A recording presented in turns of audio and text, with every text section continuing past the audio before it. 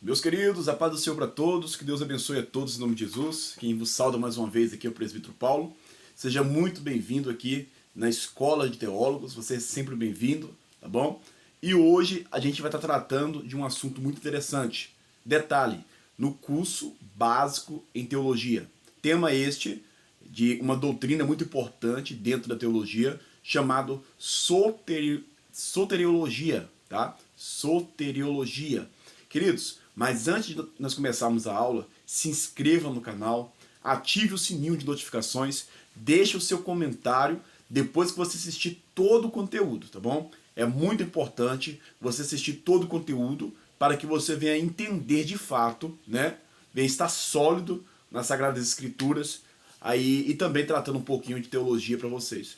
Tem um sábio, ele disse algo que mexeu muito comigo. Ele disse: olha, é impossível nós falarmos que somos de fato teólogos, né, ou falarmos que de fato estudamos teologia. Aí eu comecei a querer questionar na minha mente. Mas ele falou assim: sabe por quê? Porque não tem como ser mestre de Deus, de estudar Deus, né? Nós pegamos um pouquinho das miúcias, um pouquinho dos detalhes que o próprio Deus, na sua soberania, na sua infinitude, revela para nós. E dentro disso, nós estamos como uma formiga, tentando aí pegar um pouquinho das informações. Louvado seja Deus por esse pouquinho, né? Pois bem, queridos, soteriologia. Já se inscreveu? Já ativou o sininho de notificações? Vamos para dentro da Bíblia. Olha, é interessante analisarmos a Bíblia Sagrada, porque à luz da Bíblia Sagrada nós vamos entender que Deus está no controle de todas as coisas.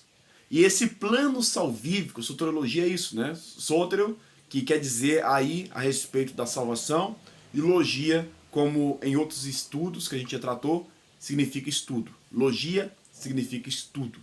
Então a doutrina da salvação é a mais importante dentro da teologia, dentro do nosso curso básico. Por que, presbítero Paulo? Porque é nessa doutrina que nós vamos entender que nós era miserável, pobres e nu, longe de Deus, com a condenação eterna que era para a gente estar, né, perdidos completamente. E Jesus, desde a fundação do mundo, ele já tinha morrido por nós, já tinha traçado esse plano salvífico, né? Porque ele, na sua onisciência, ele sabe todas as coisas. Então, amados irmãos, lá em Gênesis 3, versículo 15, por exemplo, é só você abrir sua Bíblia, vai estar escrito assim, observe, Gênesis 3, detalhe, no curso básico de teologia, você tem que comer a Bíblia. Quem não gosta de Bíblia pode sair já do vídeo, tá bom? É muito interessante. Gênesis 3,15 é o primeiro livro da Bíblia, do Pentateuco, ou como alguns gostam de chamar, da Torá. 3,15. Está escrito assim, o versículo 15. E porém inimizade entre ti e a mulher, entre a tua descendência e o seu descendente. Este, a promessa futurística, te ferirá a cabeça, e tu lhe ferirás o calcanhar. Então aqui já mostra que da linhagem da mulher, da descendência da mulher, né, o Senhor ia traçar um plano salvífico, né, que Jesus ia pisar no contexto de vitória na cabeça de Satanás, né? E nós vemos como o homem sofreu com o passar dos anos, como o homem foi se afastando de Deus, como o diabo foi ganhando poder e influência da humanidade, infelizmente, né? E Deus sempre usava profetas, juízes, sacerdotes e matou muitos animais, né? No Antigo Testamento, por exemplo, e nada acontecia, né? No sentido do homem se libertar do pecado, do homem vencer, ter força suficiente. Jesus vai, ele paga uma alta dívida. Mas dentro disso, vamos trazer uma pincelada mais profunda dentro da soteriologia. Nós temos que entender que dentro da soteriologia tem a eleição, a reprovação.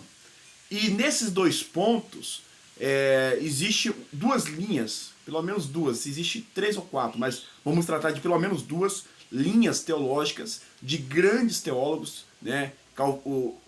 Uma linha calvinista e o outro arminiano, né? Que trata com 2 visões diferentes, né? Uns diz, depende inteiramente de Deus, o plano da eleição.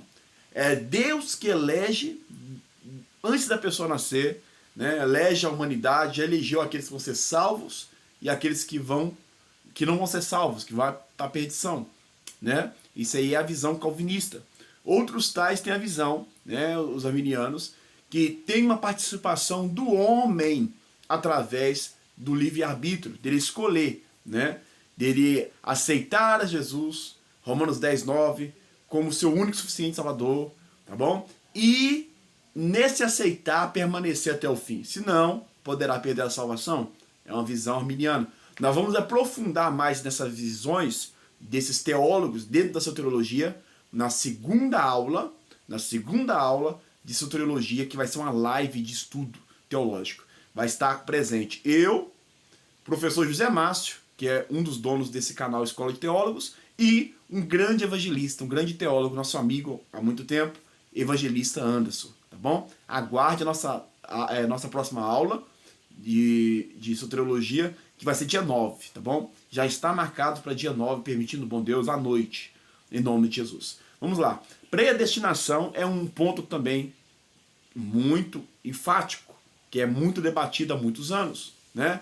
Que Deus determina todas as coisas, que Deus, na sua onisciência, na sua onipresença, na sua onipotência, na sua soberania, já determinou não só os salvos que vão para o céu, mas já determinou aqueles que vão para o inferno, aqueles que são maus, que já têm a sua vida pregressa.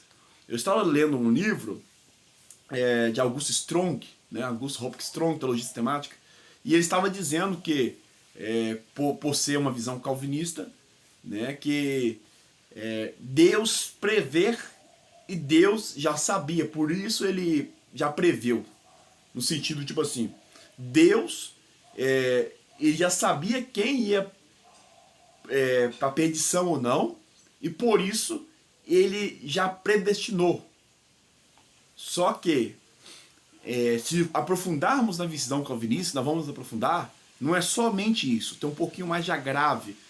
No sentido mais de o homem não tem uma livre escolha. O homem já está predestinado para a perdição, por exemplo. O homem é como se fosse uma marionete, um robô. É por isso que nós temos a visão mais arminiana. Mas nós vamos entrar nisso, fica ligado, é só para vocês terem um gostinho de curiosidade na live dia 9, permitindo Deus. Uma coisa é certa, que dentro da soteriologia todos concordam, pelo menos até onde eu já vi, todos os teólogos, crê que vai ter o céu e o inferno, né? Eu vi um cidadão, um teólogo aí, ontem, agora me fez lembrar, que disse que Jesus não vai voltar. Jesus, então, não vai levar ninguém para o céu. E aí, então, tem outros tipos de linha de pensamento também, né? Cada um com a sua ideia, né, irmãos? Pois bem, existe também o universalismo. Presbítero Paulo, o que é universalismo? Conta com uma possibilidade de uma segunda salvação, né? Se não fosse salvo aqui, pode ter algum outro plano salvífico. Isso é muito descartado dentro da visão teológica de quem leva a sério a Bíblia, né? É complicado. Outra questão muito interessante para nós que cremos numa visão, por exemplo, arminiana, é que lá em Romanos 10:9, quando fala de se confessar a Jesus como seu único suficiente Salvador, né? Crer que ressuscitou dos mortos será salvo, né? Se confessar com a boca e com o coração, tem que se arrepender dos seus pecados, né? Arrepender dos pecados. Hoje em dia tem pessoas que não querem se arrepender, aceita por aceitar, quer viver de qualquer forma. Não, nós temos um pensamento bíblico, teológico, que tem que se arrepender dos seus pecados, né? Converter dos seus maus caminhos. Só assim, como está escrito lá em 2 Crônicas 7:14, é um outro contexto, mas serve também para o embasamento que nós estamos falando aqui agora. Deus sara a nossa terra. Deus só pode mudar o homem se ele se arrepender pelo poder da regeneração do Espírito Santo. Tá bom? Louvado seja Deus. Eleição, abro um parênteses aqui, porque até os arminianos, tá, crer também que, de fato, o homem está tão longe de Deus, está tão perverso, que é só Deus para convencer o homem. É só Deus para atrair para sua presença, tá bom? Nós que cremos nessa visão arminiana também segue essa linha de raciocínio. Pois bem, eleição, queridos irmãos, não é fatalista. Se você puder anotar, anote. Não é fatalista, tá bom? Porque Deus, ele é onisciente. Deus sabe todas as coisas. Não é algo que aconteceu, né? Algo que pega Deus de surpresa. Não. Nem todos serão salvos. Também está escrito na palavra de Deus, tá bom? Por exemplo, o inferno, ele a princípio, ele era preparado para Satanás e os seus demônios. O lago de fogo e enxofre, né? Se eu não me engano, é o Geena, tá bom? Ou Tártaro. Estou agora meio confuso nesses nomes aí. Mas, pois bem, é preparado para eles, mas por o homem não querer a salvação, não querer Deus, não querer o poder do evangelho pregado, né? Resistir de alguma forma essa pregação, o que acontece? Né? Resistiu o Espírito Santo, o que acontece? Eles caem junto com o diabo, condenado para o inferno. Imagina, nós recebemos algo que se chama graça, favor imerecido. Jesus morre na cruz por nós, nós não merecíamos, ele pagou uma dívida impagável, só ele como Deus, né, veio como filho servir, que poderia pagar essa dívida, e mesmo assim o homem rejeita e quer seguir direto para o abismo. Ninguém pode fazer mais nada, né? Pois bem, irmãos, por isso que é muito debatido aquela questão que fala, por exemplo, blasfema contra o Espírito Santo, não tem perdão. Por quê? Eu creio que o Espírito Santo como o Pai, o Filho e o Espírito Santo são um só, mas trabalham de forma separadamente, com o mesmo propósito. O Espírito Santo, ele é que nos convence da verdade, do juízo e da justiça. Quando a pessoa não quer e debocha, que zomba e não quer o Espírito Santo, que pode converter, que pode salvar essa alma, aí, infelizmente, ela perde a sua salvação, tá bom? Aceitar Jesus, eu já disse para vocês, né? Como aceitar, como se entregar e viver para sempre com ele. Romanos 10:9 vai dizer um pouco disso. E todos pecaram, irmãos, grava, isso é primordial. Todos nós pecamos, todos nós nascemos da descendência, da linhagem que seja de Adão. Todos nós precisamos, todos nós que já nascemos em pecado,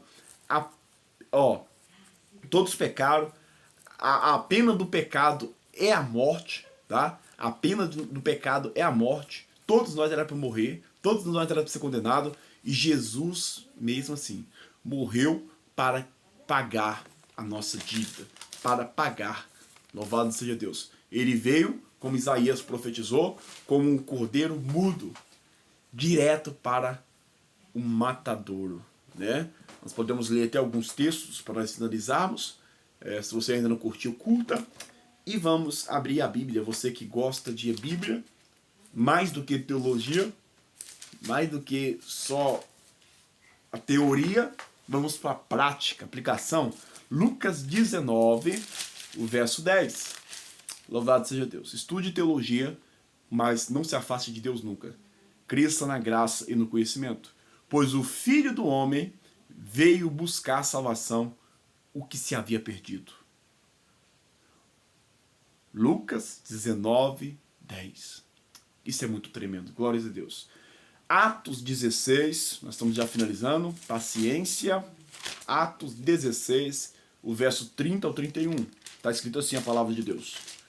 Então tirou-os para fora, dizendo: Senhores, que é necessário para que eu faça para me salvar?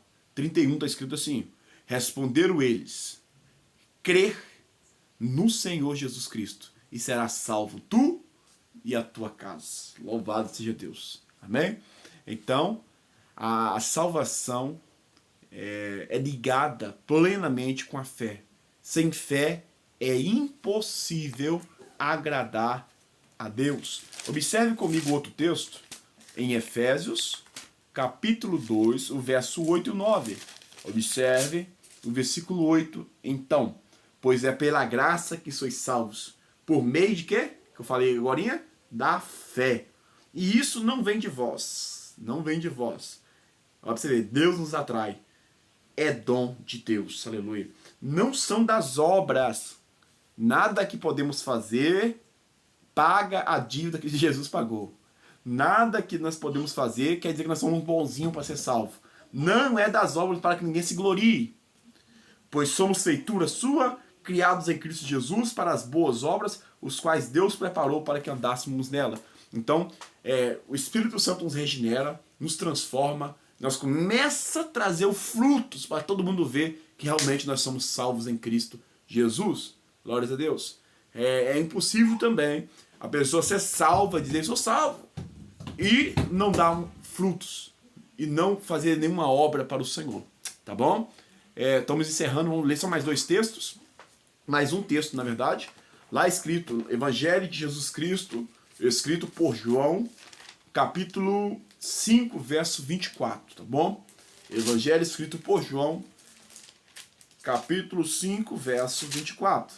E a palavra de nosso Deus está escrito assim. Eu já vi muita gente falando de teologia, falando, e não cita a Bíblia. Eu não gosto disso, irmãos. Em verdade vos digo, que quem ouve a minha palavra e crê naquele que me enviou, tem a vida eterna. Aleluia. E não entrará em condenação, mas passou da morte para a vida. Amém? Esse é o plano salvífico. É um amor inexplicável. Não tem como explicar o que Deus faz na vida de um pecador, né? Nós que já vivemos uma vida pregressa, uma vida terrível, se não fosse esse amor, o que seria de nós? Então tudo que nós fazemos hoje, dando frutos, é pouco demais para agradecer o que Deus já fez por nós. Amém? Louvado seja Deus. É por isso que tudo que eu faço é para a glória de nosso Deus. Aleluia. Amém? Deus abençoe a todos, a paz do Senhor. Um abraço para os irmãos. Se você não é inscrito no nosso canal Presbítero Paulo César Oficial, particular, se inscreva, tá bom? Deus abençoe a todos, um abraço. Fica na paz.